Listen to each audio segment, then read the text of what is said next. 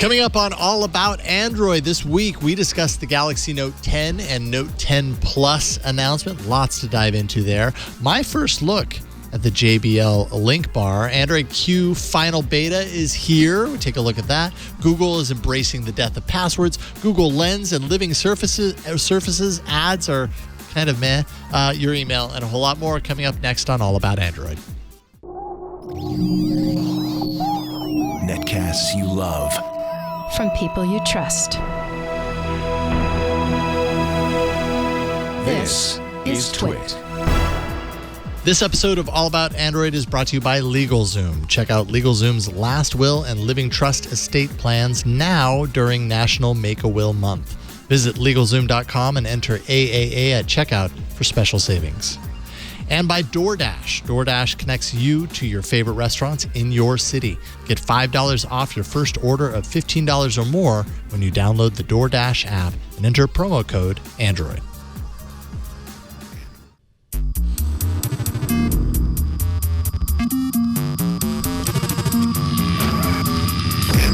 Hello and welcome to All About Android, where we talk all about Android and nothing but Android. This is episode 433, recorded on Tuesday, August 13th, 2019, your weekly source for the latest news, hardware, and apps for the Android faithful. I'm Jason Howell. I'm Ron Richards. And I'm FlowDroid. FlowDroid in the house. Jason introduced a new beat to the intro that I was not expecting. Yeah, I wasn't expecting it either. Sometimes it just happens. When you've read that same blurb 433 times, you just kind of feel like you need to change it up a little bit. Joining us once again, welcoming back to the show, Ryan Whitwam. Hello, Ryan. Writer for Android Police, writer for Wirecutter, writer for so many more. You are a busy, busy man. And keyboard enthusiast. Yeah, I get around and I type a lot, so I guess I have a lot of keyboards. Do you make sure and change things up and maybe do this story using this keyboard and this story using that keyboard and compare and contrast? I do sometimes change keyboards multiple times throughout the day. So yes, you have it's strong like preferences. Changes. And you're a keyboard aficionado as well, right? I've just started. I only have one right now. Dipping your toes in the keyboard. Yeah, but I have a lot of caps water. that need a body to go onto. So. Oh, okay. Are you building a keyboard? I already built one. Oh, okay. Yes. Ryan, how many keyboards have you built?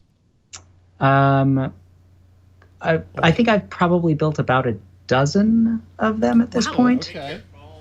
You can see most of them right over here. So. Were any of them as badass as the Crayola keyboard? Is that Comic Sans? No, that's pretty good. Lord in heaven. That is a Comic Sans keyboard. It's also what we call ortholinear because the rows are not staggered. So it's actually impossible to type on if you're used to a regular keyboard. Oh, and I mean, these keys are huge. My word. They're really gigantic. Wow, this hurts. It hurts to hold this. I will say I do love a good physical keyboard. There's nothing better than the feeling of that key being pressed and clacking and hearing it underneath, like it's good. Something we don't get with Android anymore. Yeah, exactly. Well, you could if you want to go for that BlackBerry or that other one. Tab. Oh, that one that we had on that was super cool. That was very cool. Yeah. So we'll keep the BlackBerry Crayola keyboard up here. Yeah. No good reason. Yeah. Why not? No good reason. Oh man, that just looks painful to work on. Can you imagine but I bet working a full day with that keyboard? For a toddler's fingers, it's like right. Obviously, it's not made for the newsroom. But who knows? Maybe it's a trend. I don't know. All right. Hey, you have some strange ammo to start with, Victor. It's time for the news. Here's something that's not painful to work on. Here's Android news. No, that's not painful. Still in beta. Still in beta, never fully out of beta. Yes, never fully out of beta. But Android Q will be soon. Yeah. Very soon. Very soon. Are we excited? I don't know if it has been updated or not because I'm on a weird different launcher, which you'll find out about later.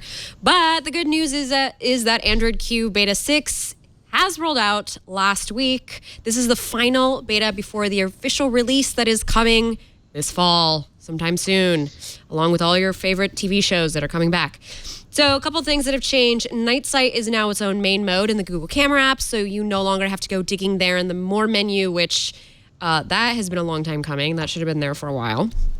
The gesture nav button is now hidden in the home screen. There's an emergency button on the power menu. There is a back sensitivity adjustment slider in the system navigation menu. Google says it built many different gestural prototypes to test them out and found this system happened to work the best. Only 3 to 7% of those tested saw the new system interfering with opening drawers, and carousels. Also, the average person tends to use the overview menu lightly, if at all, so it being harder to get to is a trade-off that just kind of affects fewer people. Now, Ryan, you wrote about gestures and wrote very strongly about them, and we would like to know exactly how you feel about this. So I will say that before I get into complaining about things, I think that the full gestural control that Google is testing in Android Q is better than what we have in Pi. I think the 2-button navigation thing, it's just this weird half measure that doesn't really fix anything, and it makes it hard to do simple things like open the app drawer. It was a very strange choice. So I think that if you're going to do gestures in Android, there are going to be some trade-offs. And right now, it's like there's this strange problem where the back gesture, you can swipe in from either the left or right side, but that gets in the way of not only opening app drawers, but there are a lot of apps that just have UI elements near the edge that you might want to use. But the back gesture can get in the way of that. So Google has all these kind of weird workarounds how they're letting developers like opt out of the gestures for certain areas of the app. And they had this peek gesture where you're supposed to kind of like just press on like near the edge of the screen and you can drag the drawer out. And it's a lot of really weird stuff. And I feel like when Google says, oh, we have focus groups that say, this is fine. They kind of said the same thing about the 2-button navigation they did last year, and look where we are now. They're already replacing it. So, so in the new beta, there's a sensitivity menu that lets you sort of change how easy it is to trigger the back gesture. So you can turn the sensitivity all the way down, and it gets slightly easier to open, a navigation menu. But it's such a slight difference that I feel like it's gonna cause serious problems for people just doing the things that they're used to doing in apps. So I mean, it's going to be like a long sort of growth process as developers realize this is happening and there's no way around it, and they have to update their apps to deal with that. But for at least a couple of months, a lot of apps are going to be, I think, kind of a pain to use on Android Q. This doesn't sound user-friendly to me, like to anybody, to both, the storied users and the beginner users. Anytime you make something that was a button invisible, you make it into a gesture, I think that is by default not very user-friendly. Yeah, instant confusion. Apple got away with it because it's Apple. And, there are so many people using iPhones, and it's the same for every person using an iPhone. They adjusted to it. When this rolls out, it's only going to come to Pixels and like the Essential phone and some Android One phones. It'll take time before we even find out if other OEMs want to use this same gesture system. Because like right now, the gesture system on, for example, a Samsung phone is totally different than what you can get on a Pixel. I would like to see everybody agree to do it the same way. I don't know for sure if that will happen, but there are just some weird things with the way Google has chosen to implement gestures. Like if you want to open Assistant now, it's a swipe up kind of from the corner, but if you swipe up from the bottom, that's home. So here's my opinion, and this is slightly uninformed, and it's more speculation. I don't think the average user even uses the gestures, much less is aware of these changes, much less know. And Ryan, to your point about it only being on Pixels and select phones and things like that, I think the average user uses the phone without even being aware that these things exist. And this becomes a whole waste of time. And as the more user testing they do and the more looking into it and stuff like that, they're overcomplicating it Yeah. something that I talk to a lot of people. Anytime I see someone pull out an Android phone, whether it's a Pixel or a Samsung phone, anything like that, whether it's at work or socially, I ask people, what do they like about their phone? What do they use? What, because you want to get that feedback. Never has anyone ever said, you know what I love about this phone? The gestures. Mm-hmm. No one has ever said that. And I wager to think that the majority of users who are walking into T-Mobile stores or Verizon stores and buying these phones don't even use them. Don't even test them on the demo models. And if they use them, it's by accident, and they can't recreate what happened. What did I just do? Yeah. Yeah. I mean, I wish that the 3-button navigation would just be the default. I mean, it's still going to exist on Android. Google said there are accessibility reasons to keep that, so that's nice. You'll be able to turn that on if you want. But I feel like that should just be the default because most people understand how buttons work. Yeah. The gestures are, I mean, I don't know if they're going to try to do some sort of like tutorial when you start using the phone. I guess that wouldn't really surprise me. But that makes sense, yeah. Yeah, I mean, the gesture setup is going to hide a lot of features from people. Yeah, I will make a confession that I have the 3 buttons at the bottom of my phone. I don't use any of the gestures. On the OnePlus 7 Pro. On the OnePlus 7 Pro, on the OnePlus 6T, on the Pixel that I had before this, like I do not use the gestures at all. And it's safe to say I'm a power user, right? Mm. So the reason that, I mean, I guess probably the one argument against the 3-button UI that I like is that it looks nicer if you don't have those. Like that black bar at the bottom is just kind of ugly. And now we have these screens that go like all the way almost to the bezel, but then you've got this ugly black bar at the bottom, which just kind of detracts from the look of your device. Well, on the OnePlus, I've got it's you can't see it here, but it's transparent. That's too light. It's too bright. I mean, but it varies based on like. Yeah, it definitely fits in. Like on the home screen, it looks fine. If most apps you open up and it's like this thing is just kind of in the way. Yeah. Fair.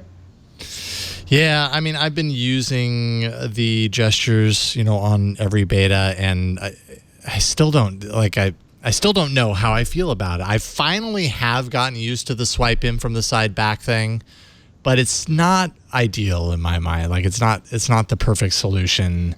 I feel like OnePlus kind of had it nailed a little bit better when they were using the pill to be the back navigation. That seemed way more intuitive to me than the swipe from the side. I don't understand why I don't do that. I like OnePlus's gestures more, I think. Yeah. I'm kind of committed to, when Google rolls this out, I'm going to use the gestures and just the gestures and try to live with that and see how I manage that. I don't know if it'll be acceptable or not, but I don't know. I mean, the back gesture, it's, Apple had it pretty easy. They didn't have to try to implement back. They're just basically 2 things you do with their navigation pill thing. Which is funny that you say that, because you hand me an iOS phone and I can't do anything because I can't get back. Right. Yeah. No, I feel the same way. Yeah. Like my wife will hand me her phone and say, "Here, you do this," or whatever, and I'll get lost, and I'm like, I just want to get back to what I was doing. Why isn't there a back button? and it seems so archaic, and I know it goes against Steve Jobs's, you don't need any buttons kind of design theory and all that sort of stuff. But a back button is very immensely functional for these phones. But for a long time, back on Android was an absolute disaster. You could never tell what that button was going to do. No. True. It was a grab bag. Well, that was part of the fun, right? It was what's going to happen. It was an Easter egg. Playing the lottery every time you press the button. Is this going to close my app, or is this just going to go back a screen? It did make life interesting. Yes. Yeah. I still have apps every now and then where I hit the back button and it spits me out to the main screen. I'm like, God, no, you're supposed to go back in the app. Why is it's 2019? Every once in a while that happening? happens, totally. I'm just perplexed why this is such a focus in Android now, so far down the line. Well, I mean, so Google posted, had this post or shared. I thought I had the story in the rundown, and it's not there anymore. But basically, details, data around their testing on gestures and really testing how fast people are able to do the things they want to do when it's button nav versus gesture nav versus all these different things. And Google's a very data-driven company, and so when they put 7 things side by side, and they find that and boggling my mind. They find that the gesture navigation that we have in Android Q right now is actually the fastest to get people to the home screen or to go back or whatever than any of the other versions that they've done. They're going to use that, Google being what Google is, right, as the indicator that this is what we absolutely have to do. The data, and it might be faster, but I don't know. But I still don't feel like it's right. I don't feel like it's nailed, which is not to say that I don't agree with gestural navigation. Change is hard. You get used to it. Like, I'm totally used to using the gesture navigation in Android Q. I'm just not convinced that it's the best approach. And here we are, third year of Google trying gestures. I guarantee you we're going to be back here again next year with Google made some new changes to the gestures and it's even better now. Android and it's R. Cool. 4 years later, we're still working on trying to get it right. No, it'll be great is next year when they roll out their new messaging app based on gestures. Yes. And what's super confusing about the gesture system now is they basically admitted they're going to release this in a state that it doesn't work with third-party launchers. Yes. Yeah. Which is super bizarre, I think. My launchers those are some of the most popular apps on Android. People who are into custom launchers are really into them. And you're just not going to be able to use gesture nav. And it sounds like it might take a full OTA system update to make it compatible. Yeah. It won't just be something that can come in through Play Services or Mainline or whatever. Right. Can I show you very quickly, just in my little overhead, Victor, if you don't mind? This is what happens when I do the gesture. The whole screen just gets taken over because I'm on a third-party launcher. So it's just... it just makes no sense. So wait a minute. What are you showing right now? This is the gesture when I go to the recent app screen so that I can go. Yeah, it's zoomed way in. Oh, I see. Yeah, it's I see. super zoomed in. Oh yeah, it's cropped up at the top. Oh, you did the gesture already. Yeah, I did the gesture, and this is what comes I thought you were doing the gesture to the left right. And right. Yeah. No. This is Can what you do comes it up when I again? do the gesture. What happens when you do it? Let's see you do it. So I know I'm on a different launcher. So yeah. Oh, okay. Yeah, it's all. That is weird. What? Why is it doing that? Because I'm on a third party. It does this on Launcher, and it does this on this one, which we'll talk about later. Huh. That's bizarre. Yeah. Right. It happened with the last beta update. I started to get this. Oh, that's. I just live with it. That's just. I'm a diehard Android user. I just live with it. Yeah. Well, listen, Flo. If you wanted to live with something else, Huawei might have something coming your way that you'd be interested in. Something HarmonyOS. It's been a couple of weeks since we were talking about the telenovela that is Huawei and the United States. And when the government restrictions on Huawei came down, Huawei said, well, we're going to make our own OS. And sure enough, they did. Huawei's Android alternative HarmonyOS was recently shown off at Huawei's developer conference. They touted it as faster and safer than Android. Yeah. HarmonyOS is a lightweight system with performance boosts compared to Android and is safer as there's no root access available. This sounds a lot like Tizen. The primary aim is for IoT, but it said that if Huawei was to lose access to Android, it could be deployed in a heartbeat. I believe I read it was within days it could be deployed. The presentation was pretty technical as it was a developer conference, and they spent a lot of time comparing Apple and Google's OSs to HarmonyOS. They mentioned that devs will be able to port apps over from Android using Huawei's ARC compiler, and they also avoided using the word smartphones throughout the presentation.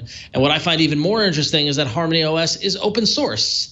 And so clearly Huawei is going that route to try and get the development community to get some momentum behind this. And this is going to power their Honor TV, right? That's the big device that this is going to be first being revealed in. But anything happens with Android and Huawei, they've got Harmony waiting in the wings now.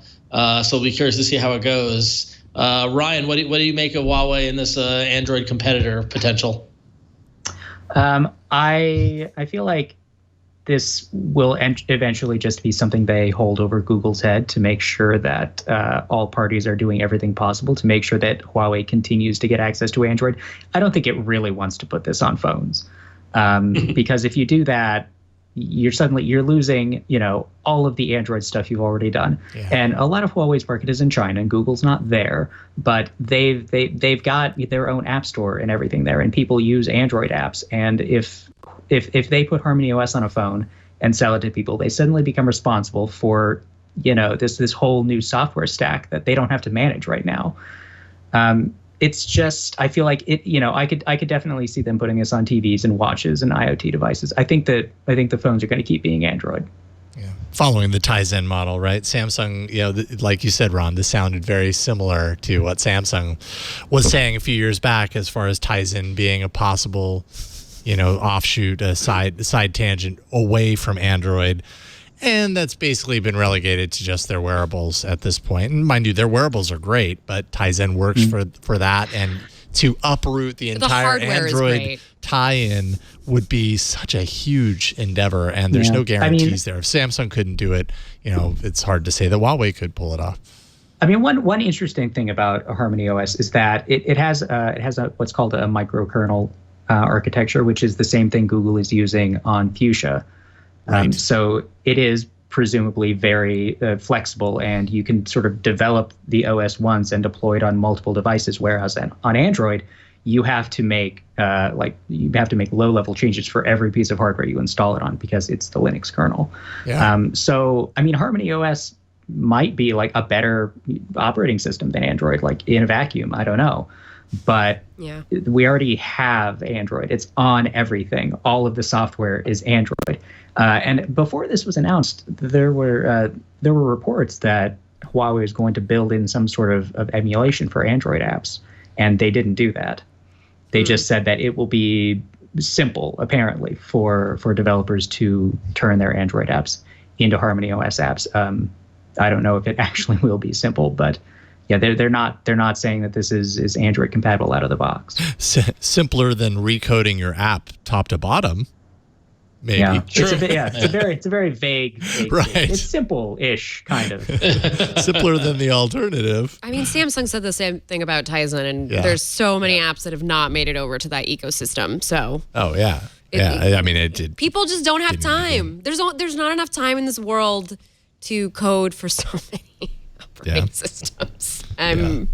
So we'll see what happens if they even needed to pull that card. And at this point, we just don't know the answer to that. I feel like it was a response to all of the news surrounding speculation them. And for sure. They were like, we should just go ahead and tell people what's been going on. Well, and if they're actually are using it in devices like TVs and things like that, it's a real thing. Yeah. So like good for them. And totally. I think Ryan's comment is great. Is that now they backed up the rumors with a real product, and so now Google's got to take note and do everything they can, and work with the government, do all they can to make sure that they maintain access to Android. So this is a good move by them, as far as I'm concerned. It showed that they actually did something. Yeah.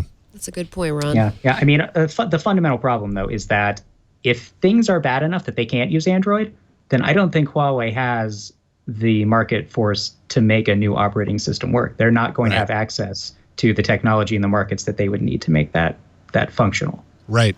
Yeah. I completely agree. I mean, it would have to get very bad for them if they had to just say, well, we're not going to use Android anymore. And at that point, you're not going to make HarmonyOS work either. Totally agree. New security feature for Android phones that uses fingerprint or PIN lock code for your phone to authenticate for Google's web services for the first time. Authentication so far, of course, has been done via an app on the phone. If you're doing something kind of along these lines. This is first appearing in Chrome for Android. If you visit, and this didn't work for me, so maybe, I don't know, maybe it hasn't hit my account, or maybe I have a setting that's preventing it. But if you visit passwords.google.com on your phone, you may be prompted to authenticate to gain access by using your fingerprint sensor. And it's limited phones right now. They have plans to roll this out to all Android devices 7.0 and above within a few days. 7.0 is when they introduced FIDO2 framework that actually makes this possible. Flo, you're trying it right now. I'm maybe don't cut to it because it's password vault. But did it give you any sort of option for authenticating with a fingerprint? So yeah, I wasn't able to get it. I did it in a third-party browser though. Oh, okay. Not in Chrome. Oh, it's definitely I think it's a Chrome it's thing. a Chrome Right. thing. And it might not work on the developer preview. I feel like there might be that might be some component there that's not like official or Right. secured or whatever. That would make sense. This is the same framework that allows an Android device to be a physical security key if Right. you want to do this. And ultimately, Google has made no qualms in the past about hoping to kind of change passwords, as it were, as an access point and make things more secure, easier to use, that sort of stuff. So this kind of Use falls it for along my with bank account. Why not use it for everything else? that. Yeah, exactly. But it's funny. It's funny that the site that Google chose to implement their password-free login method is the password manager. I feel like they're trying to tell us that. Yes. Yeah, it kind of makes sense, doesn't it? The password is Password Manager. All right. I love that show. All right. Well, let's take a break and thank our first sponsor. This episode of All About Android is brought to you by LegalZoom. And so, listen, we're right in the middle of summer. It's hot out. They're thinking about relaxing and vacation. The last thing you're thinking about is finally completing your last will or living trust. But let me tell you, now is actually the perfect time to do it during National Make-A-Will Month at LegalZoom. And let me tell you, ever since my two little babies arrived, this has been forefront on my mind. And now that I've got a family and I've got assets and I had a whole thing, it is time to make a will. And I'm going to do it at LegalZoom because, listen, for more than 18 years, LegalZoom has developed a straightforward way for you to protect what you care about the most, your family and assets. It starts with a last will or living trust estate plan. If that sounds confusing, don't worry. LegalZoom can help. They have a ton of online resources for you to figure out what's right for you. And if that's not enough, their network of independent attorneys can provide advice if you need more direction. LegalZoom isn't a law firm, so you won't be billed by the hour, and it's easy to fit what you need to get done within your busy schedule. Join over 1 million people that have counted on LegalZoom for a will or living trust before another summer passes by. Don't let it be Labor Day and be like, I didn't do my living will, right? This is on the top of my to-do list, and I'm going to make sure that we get it done, and LegalZoom is going to help me do it. So make things easier for you and for those you care about the most. Check out LegalZoom's last will and living trust estate plans now during National Make-A-Will Month at LegalZoom.com and use code AAA. Be sure to enter code AAA at LegalZoom.com. That's LegalZoom.com and enter code AAA for special savings. LegalZoom, where life meets legal. Thanks, LegalZoom. Thank you, LegalZoom, Yeah. for all the legal things. All And the legal things. Now, pretty important hardware section, I think. All the hardware things. All the hardware things. All the things. So many things. So many things, except we're not talking about all the things. We're basically just talking about the Note things and a few other things. The main Note thing. So. Right, that thing. So last may have week, the day after our show, I believe, right? It was last Wednesday, right, Jason? Yes. Yep. Yeah, you were on hand along with Leo and the crew, and you were watching and commentating on the Samsung Unpacked event, which revealed the Galaxy Note 10 and 10 Plus. These were widely leaked, and we knew a lot that was coming our way, but we got it confirmed. So the Samsung Note 10 and 10 Plus running Snapdragon 855 Plus with 8 gig of RAM or 12 gig of RAM, and the Note 10 has got a 6.3-inch display, and the 10 Plus has got a 6.8-inch AMOLED Infinity O displays.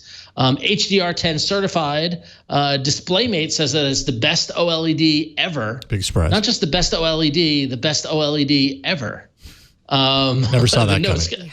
The Note's got a 3,500 milliamp battery. The Note Plus, the 10 Plus has got a 4,300 milliamp battery. The Note 10 Plus capable of 45 watt charging with special brick. Wow, that's fast. It's got a 10 megapixel front-facing camera, triple rear camera action with an ultra-wide 16 megapixel, a standard 12 megapixel, and a telephoto 12 megapixel, along with time of flight sensor. You get a micro SD slot only on the 10 Plus. And get this, a little reversal of fortunes. You know, previously Samsung had ads that made fun of Apple and the lack of their headphone jack. Well, kiss the headphone jack goodbye on the Note 10 and 10 Plus. So much so that they removed those ads because you got to walk the walk.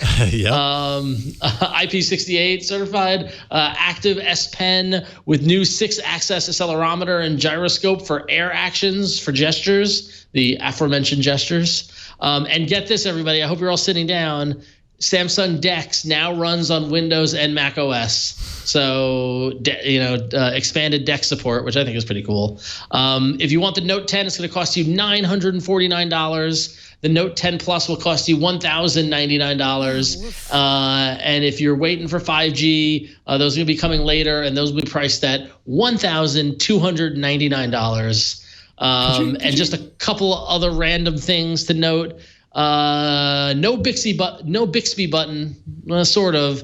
The power button can be remapped to be a Bixby button if you really want to. Yeah, if you want to double tap the power button, you can assign it to Bixby, but there's no dedicated Bixby button. Yeah, crazy. An AR doodle for scanning real-world objects and turning them into digital animation and memes, because you got to have that little meme generating software. And a zoom-in mic feature for video recording. So, Jason, you were on hand at the event. Was the Note 10 and 10 Plus everything that you dreamed it would be? I mean, you expect the Note 10 to have, interesting, new, cool features, and it does. You expect it to be expensive, and it is. It fills that slot in Samsung's library, and I'm sure it won't disappoint for people who have a lot of money to throw at phones, and especially for those who like their S Pen. The S Pen is probably better than it's ever been now. It's active, rechargeable lithium-ion battery, so the battery's going to last longer. I don't know how useful the air gestures are, but that's different, I suppose. Ryan, what do you think? 'Cause you wrote about this as well. Did they tell you that the S Pen has a lithium-ion battery now? I read that earlier today, and so I'm wondering the source now that you're mentioning it. During the event, the guy on stage used the word battery, and we were like, is that, did he mean that, or was that like a slip of the tongue? And we were under the impression from our conversations with Samsung, I mean the Android police staff, right? We're under the impression that it was still a capacitor like in the previous Note phone. But it might be a lithium-ion battery. I don't know for sure. But if it is, that would make me wonder how fast it's going to charge when you put it in the docking port on the phone. Because one of the real advantages of the Note 9 with, they added the battery to that, but it charged in literally 20 seconds. I don't know if you can do that with a lithium-ion battery, at least not safely if you want the battery to last. See, I know I read it earlier today, and that's why I put it in there. But now I'm wondering if that's one of the articles that I linked to, or if that was something else. I feel like there's some uncertainty going around. Okay. We should probably reach out to Samsung and find out for sure. Yeah.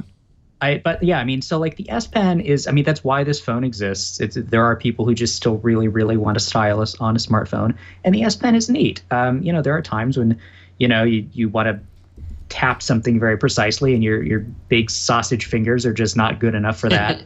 And that's the S Pen. It is far and away the best stylus you can get on a smartphone. And even if the battery does die, that just turns off the remote button clicking and now the motion features. It still works as a stylus, and it's very good at what it does. Okay. So I found so I did some searching around. Samsung Newsroom 6 days ago, August 8th, 2019, post titled "The Best S Pen Yet." So Samsung says the latest S Pen features this. Okay, blah blah blah. Thanks to its 350 UAH. So that's not milliamp hours. It's just, what is that? UAH. Lithium titanate battery. Weird. I will be interested to see how well that works. So I will put that in the show notes for anyone that wants to. Whatever, and then I'm going to put it in doc chat so you can see it. Stylus with a device, or just like a AAA battery. Or it's a quadruple A now. That's the one in the Pixel Pen. The phone would have to be even bigger. Yeah. To that. And there still wouldn't be room for a headphone jack. True, yeah. Well, Ryan, I think you're spot on in that the audience that loves their S Pen and loves the Note, every iteration comes back for it. And so while I think these prices are astronomical and ridiculous, I think some of these features aren't for me. The Note loyalists are a real audience. They are a real group of users that Samsung has cultivated over all these years. And Samsung offers insane trade-in values if you have the last Note phone. They'll give you, I think it's $600 right now for that phone, as long as it turns on and isn't obviously damaged. That's a good value. Very good value. it's basically taking half or more than half of the price of the new phone off if you're willing to trust Samsung to not screw up the trade-in. Yeah, and just a little bit of a tip for anyone who's like a diehard Note fan, or even the S10, the S series, when they give you the pre-order, which is basically just pre-register to get an email the second it's available, do that, whether you plan on buying it or not, because usually you end up getting a bonus. And this time around, I think you got like an instant $200 credit at the Samsung store for anything in the store. You had to redeem it at the point of purchasing the phone, though, and you had to get that email. The only way you got that is if you pre-registered. So kind of just a pro tip for the future. Samsung is really good at packing in all of this extra value if you're kind of dedicated to the Samsung brand enough to kind of pre-register for stuff. Well, and they removed the headphone jack so you could get those cool those earbuds. Headphones or their headphones, which are like $150. So totally falls right into that $200 price range. Now it works on your phone that doesn't have a headphone port. So those buds really do work well, though. I mean, they're awesome. The Galaxy Buds. Yeah. Yeah. I like them. Yeah, they're pretty good. I like that the case is so teeny tiny. I actually have Me them on my too. desk right now. It's like I have mine. They're always in my like, purse. They're always in my you can purse, and slip I it haven't in like the charged it in the fifth months. pocket of a pair of jeans, and Yep. it just fits in there just right. Yep. The tiny pocket, the earbuds pocket. Yes, Yeah. that's what they're called. That's what they were created to be many decades ago. All right. So yeah, Well, so Jason, Note 10. I'd say some thumbs up. I've got mine pre-ordered. I'm waiting for it. Cool. And get to play around with it, and yeah, I will give a review of that for sure. It's just a lot. So Jason, you've got something really, really interesting on the table that we've been talking about recently. Just a thing that's been part of the Bar. part of the Android zeitgeist for quite a while. Since dating, Well, what I like is like we almost conjured this into existence, right? Because like a couple of weeks ago, we're like, whatever happened to that thing? Yeah. And now it's on the table. yes, and that's how the world works. We mentioned it on the show, and then a week later, it becomes real. This is the JBL Link Bar. The JBL Link Bar is, if you remember, back at Google I/O 2018, yes. it was first announced on stage. Everybody freaked out about it because it was the first premium soundbar with Assistant and Android TV baked into it. It was a collaboration of JBL and Google. And then it was delayed for more than a year. And everybody's like, well, you made such a big deal of this on stage. Like, why don't we have it yet? We want to see it. We want to see it. Well, it's finally available for sale. And we have it right here. This is just a first look because I have not had any time to really poke through it. So I'm definitely going to give a full review. But just to give you a sense of the soundbar itself, and I'll pull it up for a close-up here in a second. 2.8-inch tweeters, 4 1.7-inch, and by 3.2-inch full-range speakers all the way around. It's got these little bass ports on the side. 100 watts of maximum power. As only this, I feel like this is really small. 4 gigs of onboard storage for an Android TV device. If you're going to be installing apps, does it have a regular USB port or like No. a micro SD slot? it does not. So Really? Well, So it has where do you put the ROMs? it has a That US. seems kind of crazy. It is really crazy. It has a USB-C port that's labeled service. I'm pretty certain that's not going to give you any file access through there.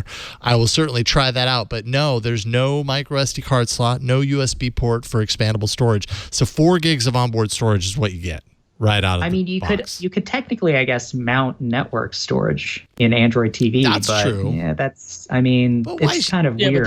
but that it doesn't have data. the latency on that is going to be unpredictable, and yeah, that's not a Yeah, I mean, if you've got it like wired to a gigabit switch, then you'll be fine. But otherwise, I don't know if you want to rely on So that. this is Yeah. not for a person who has a really intricate media setup at home. Well, I mean, maybe you have like a server, like a Plex server, or a media center server going on in another room. In which case, you would install the app on here, Yes, and but that what would if I work wanted fine. ROMs? Well, I don't think this is I don't specifically know. like that, though. Yeah, I don't think this Yeah, is I mean, like I guess this is like the mass market Android TV device, right? Right. It's like if you care about ROMs on your TV, you're probably going to buy a Shield.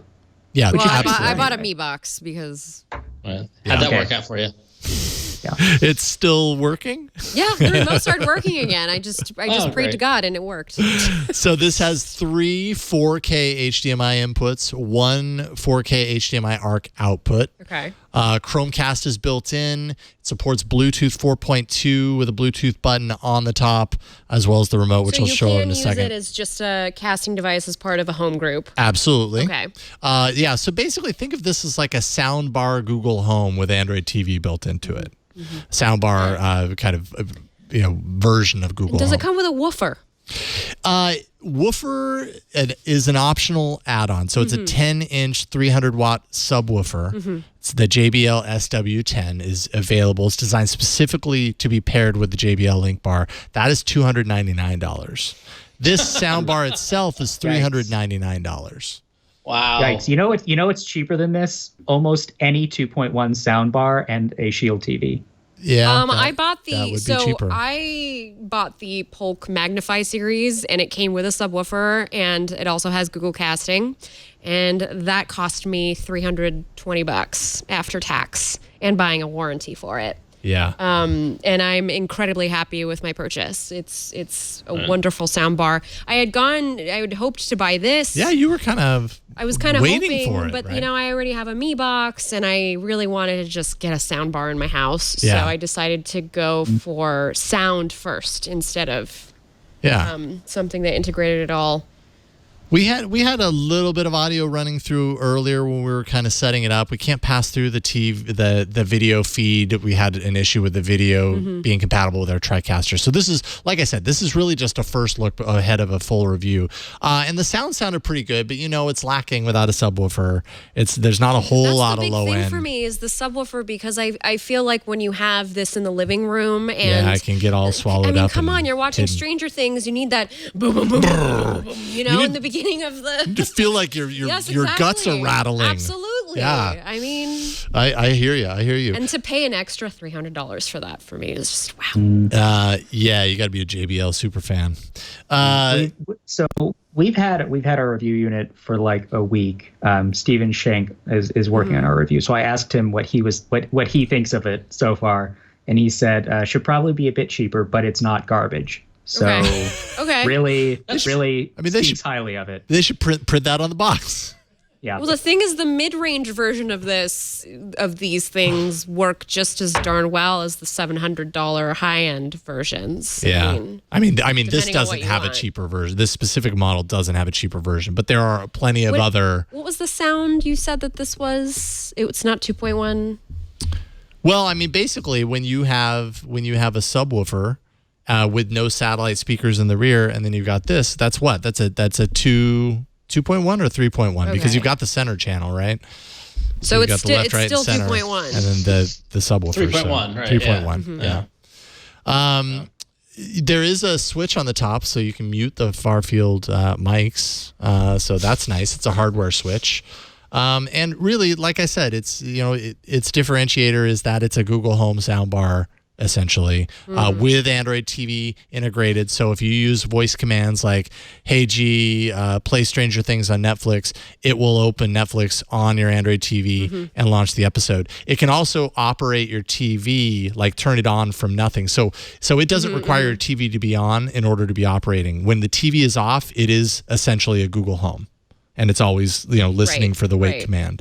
You could say turn on the TV and it would do that. That sort of stuff. And then you would switch the HDMI on the remote? You could switch the source with your voice. You could do that with a remote. I do have the remote here. It does ship with a remote as well, which is, whatever. It's a remote. Has a Netflix button on it. Of course, it's got a Netflix button. The assistant button and everything. So I'm very curious to put it through its paces and see how it is. I mean, from a build quality standpoint, everything seems pretty nice. JBL. Like I said, the sound is pretty good from my very brief time with it as we were unboxing it, getting it all set up. So I'm looking forward to putting it in my living room and seeing how it goes. I'm completely intrigued by this because, I'm at home. We have a TV with Chromecast, and I just bought a cheap little Vizio soundbar. Because unlike Flo, I don't have the greatest home entertainment system right now because we're in a one-bedroom apartment with babies. But there is frustration with the other half of my household that isn't as power usery as myself and gets frustrated with Chromecast. And I got to say, the Android TV option of having a remote and pulling up a UI is really, I think, is, admittedly, I agree, Shield all the way. The NVIDIA Shield is the second entry in the Android Hall of Fame. Let's not forget. But having the soundbar and just plugging it in and being able to access Android TV and have a UI that also works with Chromecast, but then can run those apps and have Assistant built in and have a visual representation of Assistant, I think could be a game changer if it got into enough households and got into enough of that mainstream, just kind of average user to really kind of change their home theater experience. Time will tell if the price works and if it, without this, because the problem is that if you care about sound and you like the sound of a subwoofer, that price just kills it. It's a lot of money. It's a lot of money for a soundbar setup. Yeah. It is. For sure. Considering what I just purchased from a rival brand. So I'm like, right. Yeah, well, good alternatives. I have a Vizio set up at home, and it's got the satellite subwoofer with 2 rear speakers as well. So I mean, and it was like half the cost of what this is with the subwoofer. So, and that's the thing, you can just go to the store and you just choose your assistant now. Is it Amazon or is it Google? What do you want? And then choose the model. Yeah. But having everything integrated into one base like this could either be the greatest thing in the world or it could be the biggest downfall, because as we've seen with smart TVs, many things are integrated into our smart TVs, and that can actually be a big disadvantage. Things just don't operate as well as they could. Things fall out of date. They don't get updated. Remote's not working.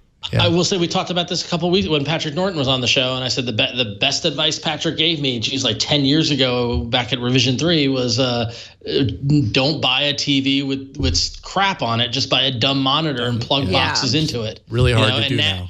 Now you can't. And I made the mistake of buying a Vizio that had Chromecast built in because I was like, oh, great, I'll minimize the dongle. And Vizio hasn't updated it for 3 years now. Oh, no. Right, yeah. So I actually have one it. Of those. Yeah, right. The SmartCasts. But I knew going in that it was going to be not updated and bad, so I just bought a Chromecast Ultra at the same time. I did the same thing. Yeah. So now I'm using an HDMI port that has a dongle, and because it's a smaller TV and one HDMI port's going to my computer and there's only one other one. Yeah. Until Amazon finally relented and put Chromecast on the Prime Video app, every time I'd want to watch Amazon, I'd have to unplug the Chromecast and plug in my DVD player. No way to live. And then use the Amazon app. Oh, it was awful. Yeah. So, just buy a dumb monitor, buy the dumbest monitor you can that looks the best, and plug crap into it. That's the way to go. Yeah. So review forthcoming of the JBL Link Bar. Definitely looking forward to putting it through its paces, and that will be in the near future. All right. And then finally, rumors, because it's always fun. Well, is it a rumor? Who knows? Isn't this, we've been talking about the Pixel 4 and what's coming with it, and at this point, it all just feels like it's just out there. Rumors, leaks, whatever they are. Yeah. But so what we've been hearing lately is that the Pixel 4, both the Pixel 4 and Pixel 4 XL, will have 90 hertz displays, which should make your scrolling experience that much more smoother. Buttery smooth. Both of the Pixels will have a feature called Smooth Display, which is what the 90 hertz display is. The OnePlus 7 Pro and Razer Phone 2 have this refresh rate too. So it's kind of in line with what's happening with high-end smartphones these days. Camera-wise, there's also been some more rumblings. There are 2 rear cameras with a 12 megapixel lenses with phase detect autofocus. One 12 megapixel lens with phase detect autofocus, and one 16 megapixel telephoto lens for that super zoom. There will also be DSLR supporting features in the camera app, so not an attachment like was reported earlier. That rumbling's been going around. Also, there's going to be some new assistant features coming exclusively to the Pixel 4, which, Google does that. It's like, get the new phone, get these new features first. I'm sure eventually they'll make their way to the rest of us, but some things to look forward to. I think that, and they kind of alluded to this, Google alluded to this at I.O., that the fact that on-device assistant stuff is going to be a big deal on the Pixel 4, and that they're going to have something going on with the hardware internally to enable more on-device stuff. And so I'm curious about that. How do you market that? As a safer, kind of like all the power of Assistant without sending us all your data. I guess what I mean? I guess it's like that. Which I don't know if that's true. But does it work? Does that even work? I mean, they could just say, "Hey, Assistant works in airplane mode on this phone." Yeah, well, that's the better way to put it. Yes. Great. So people just be on the airplane like, "Hey, G." Right. Just don't give people any reason. Right. Hey, it works online and offline on the Pixel 4. What? That would be a big deal, right? People would see Assistant and immediately be like, what? Wait a minute. I don't have to be online. I could be. Yeah, that'd be pretty cool, actually. Okay. Looks like we figured out the marketing. We figured it out. We know everything Google. about Google. I'm sure they'll give it some fancy capitalized name. TM. They'll brand it as something. Yes. But America they most offline. definitely will.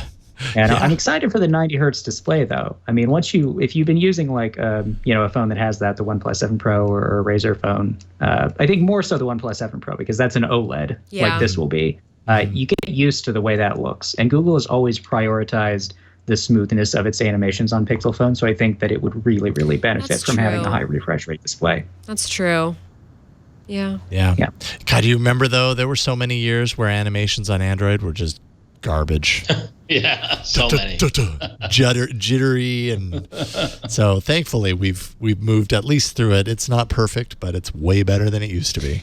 At least Google's paying attention to that. I just came off of reviewing a bunch of 144 hertz laptop screens. So and your eyes are spoiled. Yeah, and now I'm back into like my old plebeian computer lifestyle, and it's. I understand now. Yes, I would like to see that on my phone. It's a lot easier to appreciate a high refresh rate on a big screen, though. Yeah. I mean, I've gone back and forth between a bunch of phones, since the OnePlus 7 Pro came out, and every time I use it, I think, oh, this is nice. This looks really smooth. Yeah. And it's like impressive, and it's visually, I think, different when you pick it up. And then when you go to a phone that's back at 60 hertz, you're like, oh, this is kind of weird. But after a couple hours, you stop seeing it so much. Yep. Right. So it's not like life changing, but it's still desirable. Yes. Yeah, that's a good way to put it. It's desirable. If given the option, I would choose it. Yeah. Yes. All right, let's take a break and then we'll hop into some app news. Then we've got the arena, of course. So a lot to look forward to. But first, let's take a moment to thank the sponsor of this episode of All About Android, and that is DoorDash. DoorDash connects you to your favorite restaurants in your city. Makes it super easy to, if you're lazy, you don't want to leave the house, but you definitely want the food from that restaurant. And DoorDash makes it simple for you to get that food. Maybe you've had a long day at work, or maybe you've had a tough day at school. Maybe you're still stuck at the office and you're not going anywhere anytime soon. You can treat yourself to the meal that you deserve on demand from your favorite restaurant. Restaurants come to you with DoorDash, so you don't have to go to them. And ordering is very easy. Just use the DoorDash app and choose what you want to eat, and a Dasher will bring it to you anywhere you happen to be. And so, you're going to find your favorite pizza joint on DoorDash. You're also going to find over 340,000 other awesome restaurants there to choose from. DoorDash connects you with door-to-door delivery in over 3,300 cities in all 50 states and Canada. So you can order from your local go-tos, or you can choose from your favorite chains. If you like Chipotle, Wendy's, Chick-fil-A, the Cheesecake Factory, just to name a few, you're going to find them there. Don't worry about dinner. Let dinner come to you with DoorDash. And man, this ad read is making me hungry. Apparently I need to let dinner come to me. Okay, dinner, come to me. Right now, our listeners can get $5 off their first order of $15 or more when you download the DoorDash app and enter promo code Android. That's $5 off your first order when you download the DoorDash app from the App Store and the Play Store and enter promo code Android. And that's promo code Android for $5 off your first order from DoorDash, and we thank them for their support of this show. All right, and now it's, speaking of apps, it's time for some app news. I love it. It happens. So, speaking of apps, it just so happens that the app that brings you apps to your phone is sucking up battery life. Darn. So, Google Play Services 18.3.82 is apparently zapping people's standby battery in a very major way. So, since Play Services is on all Google-sanctioned Android devices, this will affect a majority of folks. So to check for yourself, you can go to the battery stats in settings and then show full device usage. Sometimes this is hiding in the more menu. And if Play Services is one of the top battery suckers and the chart shows a rapid decline, you probably have the bad update. Of course, you can also check the version number down at the very end of the screen. Some folks have said that disabling location for the Google app stops the battery drainage. Possibly this could be a short-term fix, but with its own repercussions, of course. No word from Google yet on whether there's a fix. I will say that I was checking on this myself while we were doing the ad read, and my app is nothing is updated, so I'm behind on some updates. You're behind on some updates. So I'm not plagued by this. It's weird because I'm getting Google Play Services is my second most app draining, but only 8%. Behind WhatsApp, which is 19%, which is a little more disconcerting than anything else. Is 8% about in the range of what it should be, or should it be less than that? I think it should probably be 2%. less than that. Yeah, 8 is high. It might. I mean, I feel like you probably have the drain thing, and it just looks like it's not as big of a piece of your battery just because you've got another app that's strangely taking up even more. But whatever that app. I mean, I had this on some devices and not on others. So I don't know what's up, but Google needs to stop doing this stuff. I mean, I know that there are lots of advantages to rolling out features through Play Services because not everybody gets updates on time. Mm-hmm. But they keep doing these weird things. Maybe earlier this year or last year, they just changed the battery saver settings on everybody's phone accidentally. Oh yeah, that's right. I remember that. Like why? Like this should not be happening. Yeah. And especially like Google Play Services being such an integral part of Android devices now and affecting so many devices, right? At the end of the day, it is just another app updated through the Play Store. So it falls, if one thing wrong happens with Google Play Services, the effects are very widespread. And this is kind of what you see as a result of that. I will say, I'm on the OnePlus 7 Pro, and on the battery screen, it does say apps are running normally. And when I tap on that, it says your apps are using a normal amount of battery. If apps use too much battery, your phone will suggest actions you can take. So, Play Services is exempted from all of that. Is it? Oh, you think so? Is it really? Or I'm pretty sure. If you go to the battery optimization stuff, you can't even manually disallow Play Services. Right. So I would assume that the battery menu just assumes that that's fine because it's supposed to be doing a lot of weird stuff in the background that regular apps don't do. Yeah. It's from the mothership. So exactly. It's from the mothership. Yeah. Nothing would ever go wrong. Mother would never lead us astray. Thank you. All right. Well, while they haven't updated Google Play Services, they have updated the camera app. Cool. Woohoo. This app is actually updated in May, and it includes the super nifty AR features for Lens in the camera app that was shown at Google I/O in early May as well. Now Netflix is printing quote unquote living surfaces ads to integrate with Lens. So if you point at the ads, they will come alive, and you can see these ads in the New York Times. This is neat, but also silly. Yeah, I can show it off. I actually have. So let's see here. Okay, there you go. So I've got my Google Lens, running on my phone. I'm going to go ahead and open up one of these pictures on my laptop, and I show it, and it pops into place and starts blinking some lights. Oh, jeez. Shaking the hairspray, and animating and all sorts of things. And of course, then it turns into an ad for Stranger Things. So what happens when you move it away from the ad? Does it all stop, or does it lock it until it's done? Yeah, it all stops. Yeah. Yeah, it would start over again. Yeah. So there you go. Imagine walking down the street and seeing a billboard and, I just changed the content and it didn't change. And it's not perfect, apparently. Yeah, there's probably a parallel universe right now where people are walking around with Google Glass and this stuff is actually jumping out at them on the street. Yeah, we're close to that reality, to that parallel universe. Whether you like it or not, it's coming.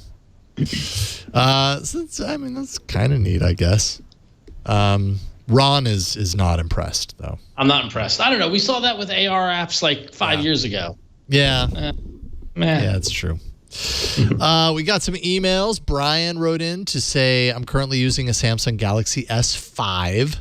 Perhaps it's my imagination, but it seems to be running slower than it once did. I don't think that's your imagination.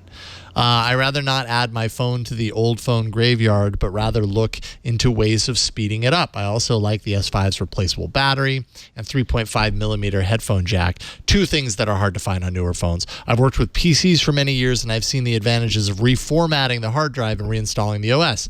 Would something like this make sense in the Android world? I realize that a PC with a hard drive is a different situation than a smartphone, especially due to the phone's use of flash memory. But is there any advantage to reinstalling Android OS on a phone? I would say on a phone like the S5, probably wouldn't hurt. If you really feel like things are slowing down, you could certainly try it. There's no guarantees that it's going to speed things up, but I imagine if you've never restarted, reinstalled your OS, and this is an S5, so it's at least 5 years old. I imagine you've had a lot of apps that you've installed and uninstalled, and over time, and those phones were from the era where I feel like reinstalling the OS really did make a difference. Now the newer phones, things are more improved now. There's less of a need to do that. But back then, 5 years ago, I know I did. I would reinstall my OS on a semi-regular basis or start from scratch, partially because I had to, because I reviewed phones, but also I saw it as an opportunity to remember how fast things used to be. That's when we were using memory apps. Yes, right. Cut down on. That's back when Samsung's Android software was pretty legitimately bad. Yeah. And I feel like Samsung's phones are still a little bit more prone to slowing down over time than other device manufacturers. But back then, it was very noticeable. So, I think if he resets the phone, it'll probably feel faster for a few weeks, but it'll probably start slowing down again. The phone is old. Mm-hmm. It's unfortunate, but smartphones are disposable devices. They're not meant to last for 5 years. So it might be time to, recycle it. Don't just throw it in the trash, I guess. But, might be time to look at upgrading. Even though, a lot of the features that he cites as things that he cares about are not available anymore. But I don't know. This is the world we live in. Yeah, it is the world we live in. Up to the S8. Excuse me, S9. Well, but you didn't no removable battery. Oh, excuse me, replaceable battery. Yeah. That's I just basically overlooked unheard that. of now. Yeah, you really don't see that on phones anymore. that fad has passed. Because that's how you sell phones. But you know what? But I always come back. Now I come back on the fact that yes, newer phones don't have a removable battery, but But the battery that they do have, if you have the right charger, charge really fast compared to what they used to. The capacity is a lot larger. Absolutely. Based on the size of the phone, comparatively. Just by making it one integrated block that you can't open up, they can fit a much larger battery inside.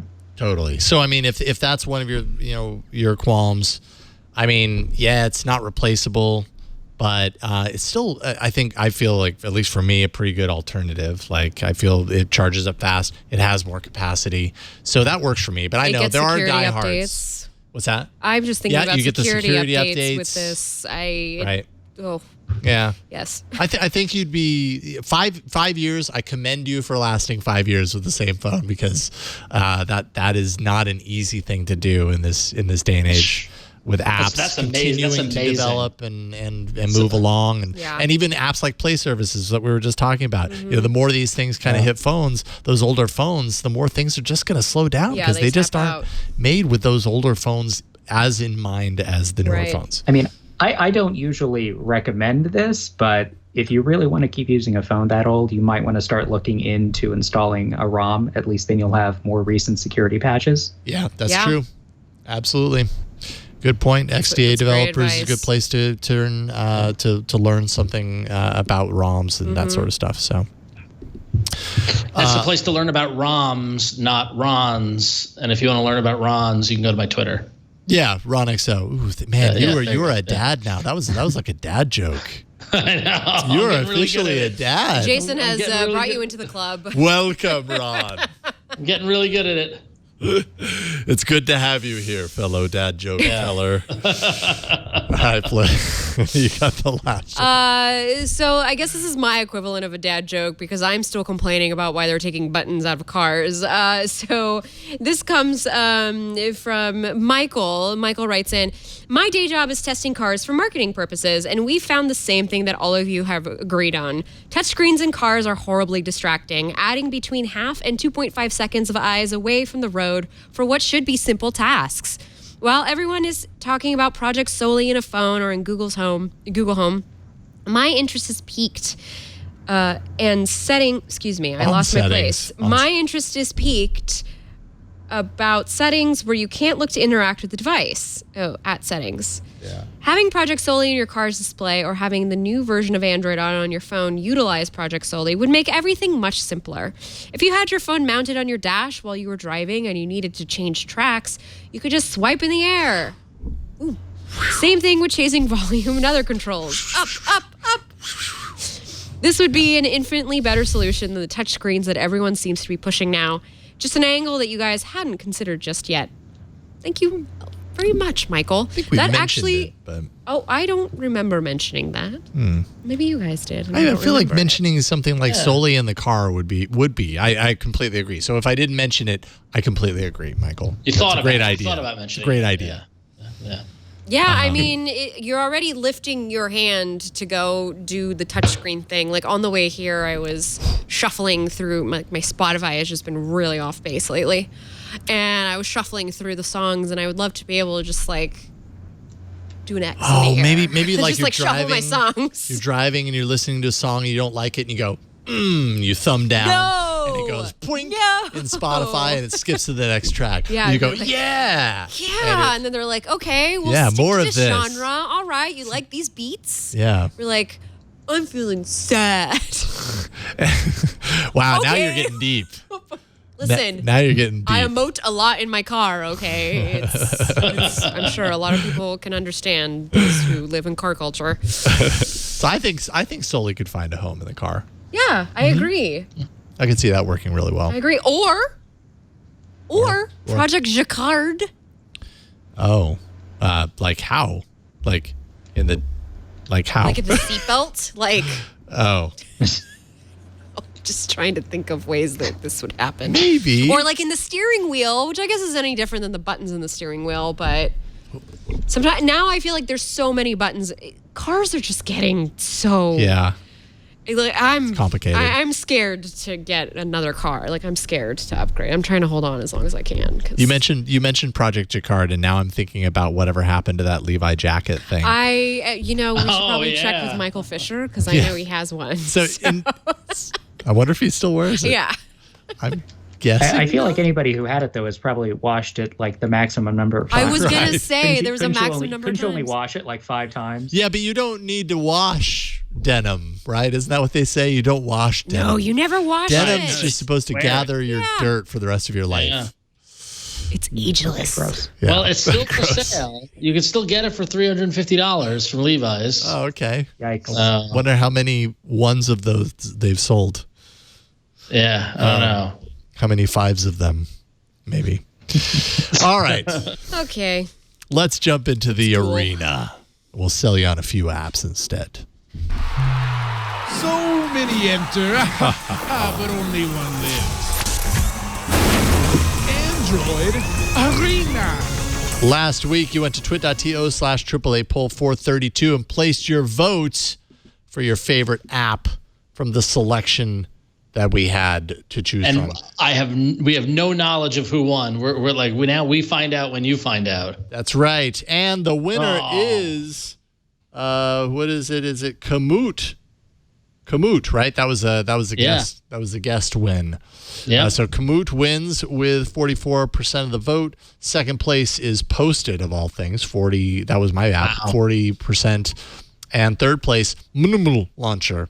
Ron's app at 15%. I'm shocked that people didn't like the AI-powered dark mode launcher. Listen, Flo, you got a launcher this week. Launchers are not performing well in the arena, so it better be a good launcher. With these results after 32 weeks, Flo is still in first place with 94 points. Can she be beaten? The guests are in second place with 89 points. Jason, you seem to have passed me and moved on into third place with 66 points, and I'm sitting in last with 62 points. But I'm excited about my pick this week. Jason, since I lost, do I go last? Does that mean? Yeah. No, when you lose, you go first. first. So I will show it off. I've got yours installed. I'll show it off while you talk about it. All right. So if launchers don't work, it's always fun to look for browsers because looking for an alternative to Chrome or Opera, I'm always looking for the latest, greatest browser. And I stumbled upon Monument Browser. Have you guys heard of Monument Browser? Because this was new to me. I don't know. So this is a very neat looking browser that has a bunch of really cool options and ways to customize it and things like that, and interesting features. First and foremost, what it does is it's very clean, right? And if you hit the settings button there, it pulls up a little settings window. You can swipe up to make that go full screen so you can see all the settings that are there. But you can control pretty much everything down in a very simple to use kind of UI. Right at the top of the gate, you can change the navigation mode, and they offer mobile, desktop, Firefox, Windows Phone, GSM device, iPhone. So whatever your navigation mode that you're used to, you can switch to, which is neat. You can customize the search engine, so you can go Google, Bing, DuckDuckGo, whatever you would like. And then you can start changing all the different swipes and toolbar placement and all this fun stuff. So it's really neat that you're able to customize it to your heart's content. But what they're really touting is the fact that this browser has got accelerated downloads. And you can actually have up to 32 connections in the browser, and they guarantee that downloads will be very fast and utilize your bandwidth, kind of optimize your bandwidth the best way it can be. So you can download files simultaneously with this acceleration. You can download files from the browser in the background while still browsing on the web. It's really kind of, if you're doing a lot of downloading via the web, this is kind of like almost like a power downloader browser, which is great. They have a full screen option that lets you use 100% of your display. Of course, it's got an anonymous mode, so you can go incognito. It's got a night mode. They have picture-in-a-picture and floating window options, so you can minimize a browser window to be a floating window, and you can have multiple windows open on one. So it's pretty great if you have a note or a large display. It's got an ad blocker if that's something you're looking for, and they do it all under 2 megabyte.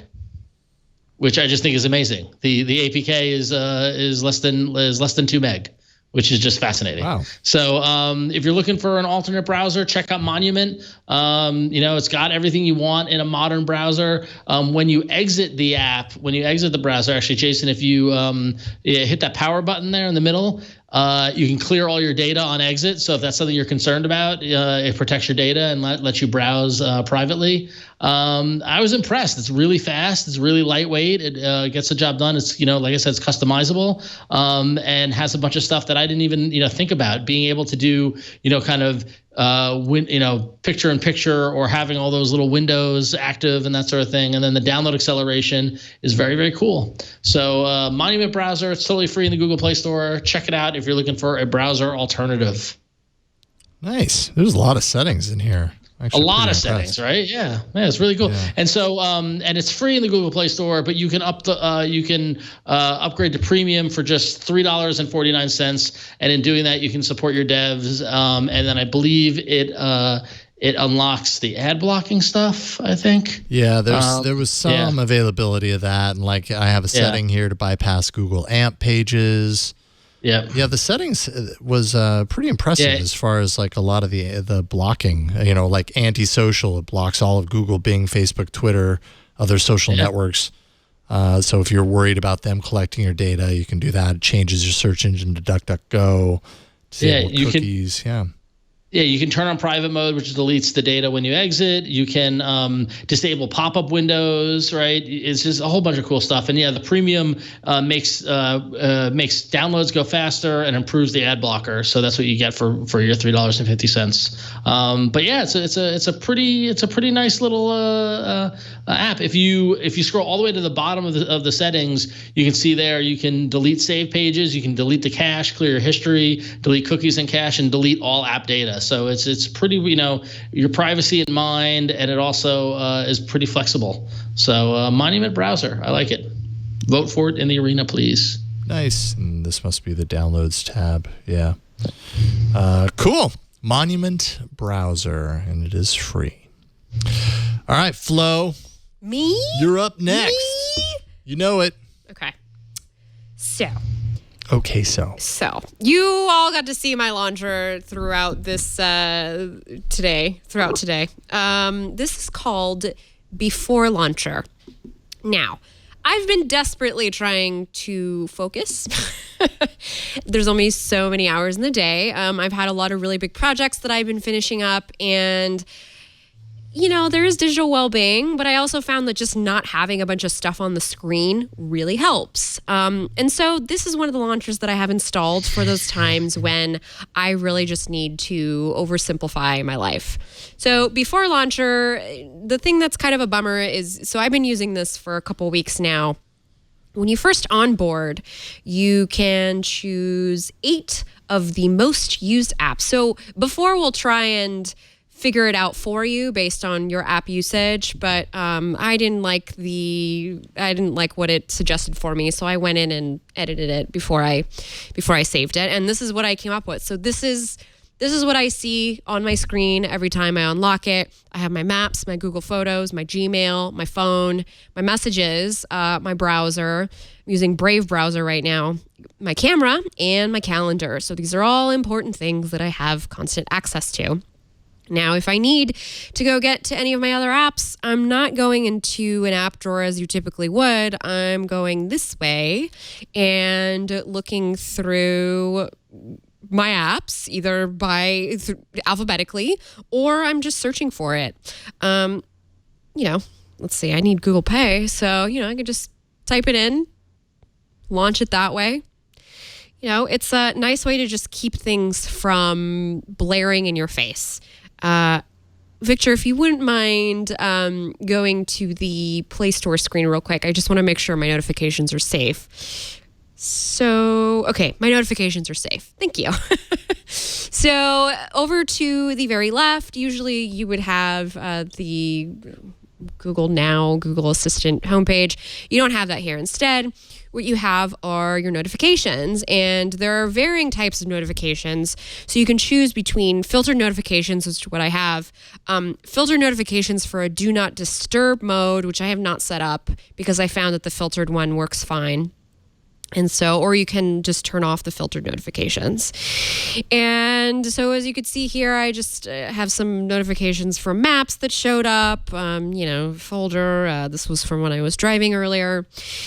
And the nice thing about this, clear it all when I don't need to look at it. And if I want to check on it, I can just go over here to the settings. At the very top, you have the system settings, which are just your general Android settings. Then you have your filter mode, which you can select from here too. And then you could select notification filter, your app preferences, so you can go in here and check what your unfiltered apps are.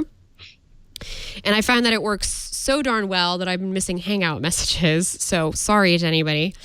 You can also choose a background color. I like this deep maroon because it still kind of lives in the dark mode world, but I'm a big fan of the color purple, in case you couldn't tell by what I'm wearing today. So this works for me. There's also an incognito mode, which I haven't tried using, but it's there if you need it. The apps that you see at the very top in the launcher, these are your recently used apps. So if you want to clear those, you can just go over to the settings and clear them. But otherwise, they will constantly refresh based on your usage. So what you are searching for when you're going into that app drawer, which is kind of nice because, so I have been jumping into Instagram in the middle of the day and Hangouts, and now it's available to me here so that I can just jump in and, when I drive back home, I'll just have Android Auto immediately available here. And because I don't drive very much, I don't need it on the front page. So it's not cluttering up. This is literally all that I need on a daily basis here on my phone. And I've been using this for a while now, and it confuses my husband when he picks up my phone, but for me, it makes me a lot less fidgety about like what I'm tapping into. And I miss my custom icons in my launcher, but I still have that installed if I want to get back to it when I need it. So this is just a nice in-between when you don't want digital well-being to do all of the work for you and you really need to like just have your phone not be this busy, Grand Central Station of apps all the time. So everything all the time. Yeah, you don't need it to be everything all the time. So it's just called Before Launcher. It's the minimal and focused launcher. It really has kept me off my phone. They claim that this will help you open your phone 40% less. I can't vouch for that with statistics, but I can say that I've been leaving my phone behind more and more, like in my house. I'll just leave it upstairs or whatever because I realize, I don't need to fiddle with it actually. Yeah. So. Cool. Before Launcher. And that is free. Right on. Before you develop a bad habit. Yes. Before what? Before Launcher. All right, Ryan, I have, not Ron, you already went Ron. Ryan, I have your app installed, and I will say that I opened it up earlier, and I ended up spending like 15 minutes playing it. So yeah, it's very fun. That's how they get you. Yeah, that's how they get you. Yeah. So tell us about your app. So it is called Cores. It is a new game from 111%. You might know that developer from games like BB Tan and Turrets. So this is sort of in the same vein. It's a very simple kind of lo-fi, easy to play game. So you have this planet with this giant like turret on it. And when you play the game, you're sort of down in one corner, and all of these other planets appear on the other side, and they start shooting at you. And you can see that it eats away at the crust of your planet, and you lose if something hits the core of it. So you want to like blast through the other planet and sort of dig down to its core before they get to yours. And you unlock all these different turrets throughout the course of the game. And you can, improve them. And there are power-ups. After you beat each level, you get like a random power-up that makes you, a little bit more powerful or changes the way the game works. And so it starts off with just like one enemy planet at a time, but then eventually it'll pull up like 2 and 3, and they have like all these different sort of interesting powers. And there are all these like fun ways to just sort of tweak the gameplay as you go along. So I found it to be pretty engaging. And so it's a free game with some in-app purchases, but this developer, I think, has always been pretty restrained with it. There's no like $99 chest of gems. You can buy a little bit of the in-game currency if you want, but you also get it just by playing the game. And you can buy like an ad removal, unlock. So if you're playing it a lot, and you just get sick of seeing the video ads or whatever. But if you don't do that, you can also just like watch a video ad to get extra like bonus money for the game. But I've found it to be super fun. Like I'll just think, I'll play one level real quick, and then 10, 15 minutes later, I'm like, well, I should probably put this down and actually like do work. sort of the opposite of Flo's app. This will drain your time. Yeah, absolutely. Yeah, it's a fun game. I like the art of it, and one thing I actually find that's really satisfying about it is when you, let's see here, when you get hit, it like vibrates the phone, and I don't know why that just is kind of pleasing. Like it helps kind of pull you. That's good haptic feedback. That's good design. Yeah. I mean, you see that a lot on like consoles, with controllers and everything, but I don't feel like I see that a whole lot on mobile games, which is kind of interesting to me. like I just got a nice little haptic like reward there when I pass. So yeah, it's a cool game. I like it. And I like it. So vote for that. Games are fun. Exactly. All right. My display just turned off, so give me one moment. I was too busy playing a video game. Okay, so my app. This was one of those app picks that I've had kind of lingering for a while. And I chose it not because I think it's going to appeal to everybody, but because it's actually been a hit in my house, and I find it kind of interesting, but my kids definitely like it as well. So it's a good game. I don't know, game might be the wrong word. It's called Sandbox Pixel Art. And basically this is like, like there are a lot of apps online where you're basically, it's kind of like a paint by numbers color sort of thing. But there's just something really satisfying about the process. So I'll go ahead and pull this up if I have access to this. So you see this shark and this row of numbers down here, all the different numbers line up with a different, color attached to it. If I zoom in here a little bit further, I start to reveal those numbers, right?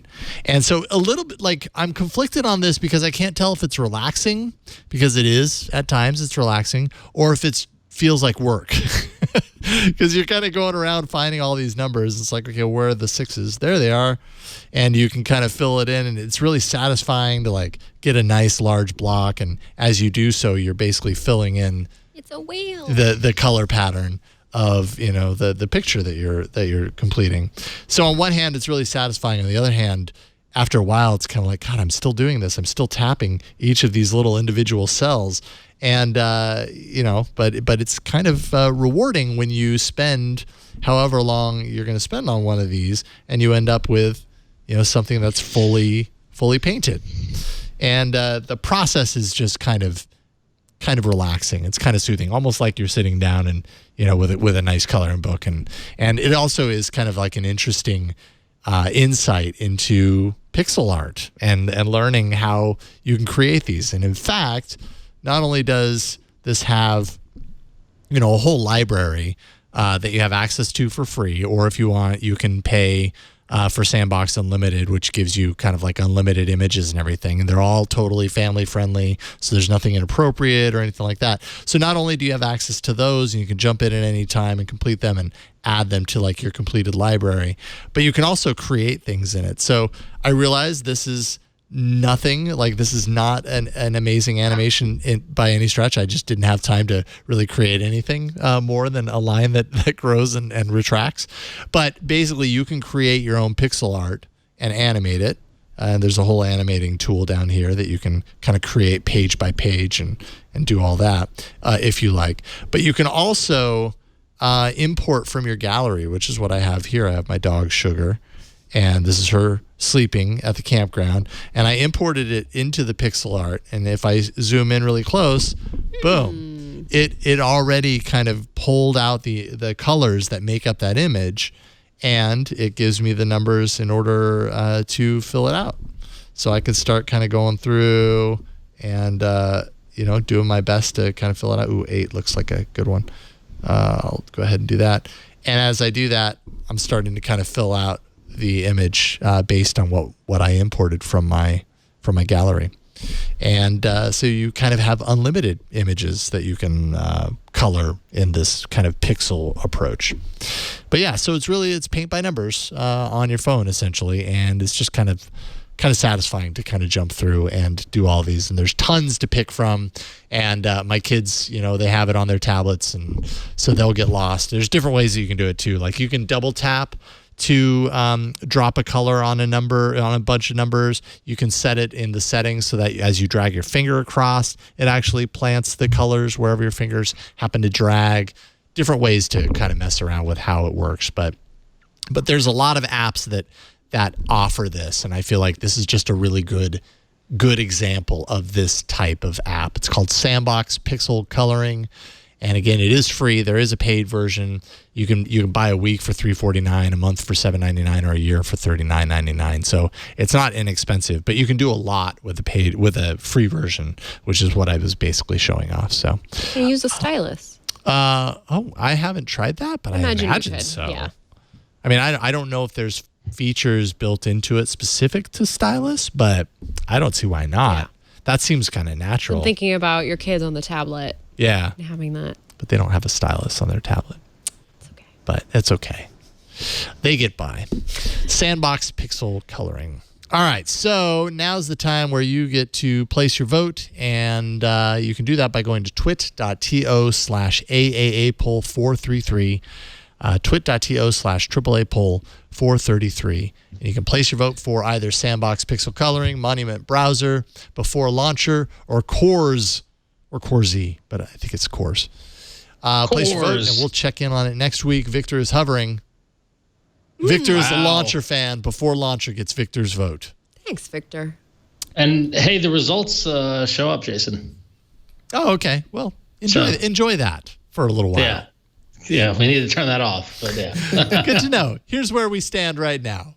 Enjoy it. I mean, I could actually. Well, no. Well, we'll talk. Okay. Anyways, Ryan, thanks so much for hopping on tonight and setting aside a couple hours on your Tuesday party night. Is not a problem at all. There's still plenty of night to get hammered. Wow. Good. I'm happy we haven't taken you away from that. And by hammered, you mean make more keyboards, right? Yeah. Yeah, Hammer gonna, away. gonna hammer out a couple more keyboards. Also, wanted to ask you: are you working on any reviews, any hardware that you're taking a look at right now that people can look out for? There's nothing super interesting. We just posted earlier today our review of the new Sony noise canceling earbuds. Oh, so that did go up today. These deals, yeah, just earlier today. I mean, they're pretty big for true wireless earbuds, but they have active noise canceling built in, and they work very well. They got the most wanted award on Android Police. So really, that means we like them a whole lot. Okay. So they are expensive, but they are very good. The sound is excellent. The noise canceling is very impressive for earbuds. I mean, it's not as good as the Sony over ear XM3s, but it's still surprisingly effective. Man, there are so many of these true wireless earbuds out right now. It's kind of hard to keep track of them. So these are really good. I'm going to have to check these out. They charge over Type-C too, which for me is like an absolute must-have. That's like I hate having to bring like a micro USB cable, which you just charge. Yeah, it's 2019. Yeah, I mean my favorites right now and have been for a while are the Jabra Elite 65Ts, and that charging case is a micro USB, and that's like one of my main faults. One of its main faults is that once you have the USB-C on these things, it's just really hard to go back. So I'll have to check these out. I also just spent some time with the Hi-Fi Man TWS 600s. It's Hi-Fi Man's first wireless earbuds like this, and that review is coming on Hands on Tech, I think, later this week. Not as enthralled with those as it sounds like you are with your Sonys. So, but I'll have to check these out. What's that? Spoiler alert. It's okay. I mean, I didn't spoil the whole thing. I just said I don't like them as much as it sounds like you like your Sonys. That's all. It's all right. I already knew. I edited it. Okay. Oh, dang. I'm sorry, Victor. I'm sorry that you had to edit. No, I'm just kidding. All right. Well, thank you, Ryan. Really appreciate it. And if everybody wants to find your review of the Sony earbuds, they can do that by going to androidpolice.com. It is posted up there. And then you're also writing for Wirecutter as well, right? Yes, and Extreme Tech. And Extreme Tech. That's right. I knew I was missing one. Yes. So you are all over the internet, and we appreciate your time and hanging out with us. Thanks, man. Appreciate it. Yeah, no problem. Right on. We'll have you back soon. Flo, it's great to get you in the studio. It's great to be back. It's great to see you in person. What's going on? I just finished a lot of work, so you'll be seeing some stuff from me about electric scooters on Tom's Guide. You'll be seeing some updated information on gaming laptops at review.com. Yeah, that's pretty much what I've been working on. Busy. Just been plugging away at these things. I also got some security reviews that I just finished up, home security, DIY security. So I've just been doing a lot of reviewing, just kind of hunkering down to make room for a project that I'm hoping to start this autumn. So right on. Yes. Finally hoping to start my secret project. Okay. Well, we'll have to wait and see what that is all about. And I'm saying it on air so that I hold myself Oh, accountable. yes. That's a good way to do that. Yeah. That's a great way to do that, to make it public. And you guys know where to follow me, florenceIon.com. Oh, that flow. Come join my Discord. I need to update my website. I've been kind of busy and also dealing with migraines. Yeah, it's hard. Man, like managing content on your own website is not easy. It takes a backseat to anything that pays me. So. Absolutely. Yeah. Completely understand. Ron, what about you? Any news on the Ron front other than your amazing karateka or karateka, however you pronounce that shirt? Karatika. Everybody pronounces it differently. Karateka. I think I said karateka. Yeah, this shirt is awesome. Anyway, I've just been working and sleeping and babies and trying to stay cool. It finally cooled down in New York City, thankfully. So I'm hoping, knock on wood, that summer is kind to me for the rest of the time because I have a lot to do. Go to twitter.com. Follow me on Twitter at RonXO. Follow me at http:// And I'm on Instagram at RonXO there as well, and working on a fun pinball project you can find at scorebit.io. There's my Instagram. I went to a baseball game finally this year, so it was very exciting. And also I went to we're going to make a podcast where we just look at my Instagram feed. I also went to Replay. You recently went to Pinburg, right? Yeah, I went to Replay FX in Pittsburgh, which is a very big retro gaming convention, where is the host of Pinburg, which is the world's largest pinball tournament. 1,000 competitors gather in Pittsburgh. I went in ranked. My initial seed was like 675 or so, and after day one, I was 229th. Ron, and when it finished, I ended 350th. Which, given that I played pinball 5 times since January, I'm going to take that as a win. So it was a lot of fun. I didn't qualify for playoffs, but it's okay because I couldn't stay for the playoffs. But I had a great time playing and seeing a lot of people and talking about Scorebit, or my pinball project that I'm working on with some buddies. It was a good time. So yeah. I didn't want to win. I couldn't have stayed anyways. So there. That was the joke. Was that So the tournament was Thursday and Friday, and then the playoffs are if you qualified, the playoffs were Saturday. And I had to get back home Saturday for a family thing. So all my friends are like, "Watch, you're going to make the playoffs." And I was like, I haven't played pinball in 6 months. I played 5 times in 6 months. And sure enough, after day one, I was 29th in my division, where the top 40 make it to the playoffs. And I was like, oh man, like the whole time they break it up into 5 divisions. There's Division A, Division B, all the way down to Division E. And going in, I'm like, just stay out of Division E, just stay out of the bottom of the whatever. And I landed in Division B, where I was 29th. And then Friday, luckily, I fell back down to earth and I dropped out of contention, but still it was a lot of fun. So and a good reminder that I actually know what I'm doing when I'm playing pinball. So it was good. Yeah, yeah, you do. You still got it. You still got it, kid. You could have been a contender. Yeah, I was. You were a contender. Then you weren't. All right, good to see you, Victor. Thank you so much for all your help with the show and everything that you do. Appreciate it. No problem. Even though you didn't vote for my app, but whatever. Jason, what do you have going on? It didn't look as cool as I understand. As that launcher. Oh, geez. I understand. We'll talk. It's cool. Oh, boy. What do I have going on? This Week in Google. I was on Security Now earlier today. Leo's at the podcast movement on the East Coast. So I did Security Now. I'm doing This Week in Google. I got Tech News Weekly. I'm busy here this week. It's just one of those busy weeks. And then I'm going backpacking.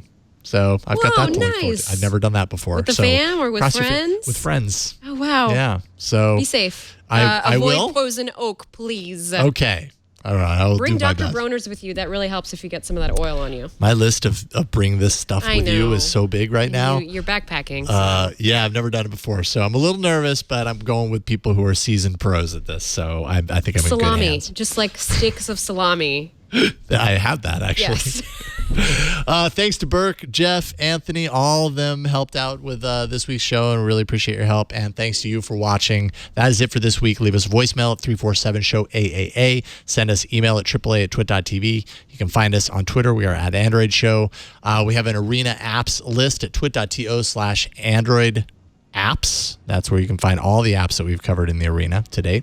Show notes and past episodes can be found at twit.tv/AAA. That's where you can go to find out all the information that you need to know about this show. Subscribe links, tickets for the live show, tickets at twit.tv. And we stream live every Tuesday starting at 5 p.m. Pacific, or roughly around there, at twit.tv/live. But that is it for this week. It's time to end the show. We'll see you next week on another episode of All About Android. Bye, everybody.